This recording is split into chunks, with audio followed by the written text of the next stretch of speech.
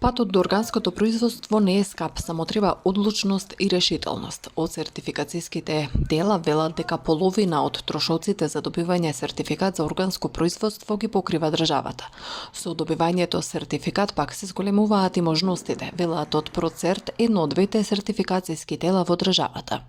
Се изненадуваат производителите кои ќе слушнат дека цената е многу нормална, значи самото доаѓање на контролорот на терен, дневницата исто така, дневниците на оние што покасно ги прегледуваат документите, значи не е воопшто скапо, уште повеќе поради тоа што 50% од трошоците за контрола и сертификација државата ги покрива и тоа е еден помал процент од она што државата го дава како субвенција. Субвенциите се зголемени 100% во однос на конвенционалните производители, така што сертификацијата не е товар, туку е нешто кое што донесува средства на таа позитивната страна од буџетот.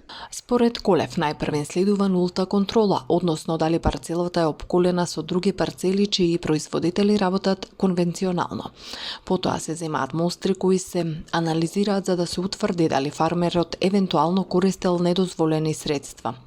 Потоа следуваат формалности, подпишување на договори и други административни процедури пред да биде издаден сертификатот.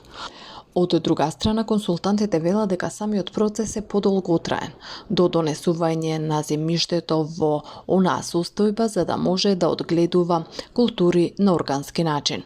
Да, соработувам веќе трета година со овие производители од тука, до сега произведуваа како на органски начин, меѓутоа нема сертификат, сега од оваа година многу лесно беше да за нивна добивка ќе биде со тоа што ќе влезат во сертификација, ќе добијат повисоки субвенции, сертификатот ќе биде 50% покрен од државата и цената на готовиот производ ќе биде повисока од колку конвенционалното.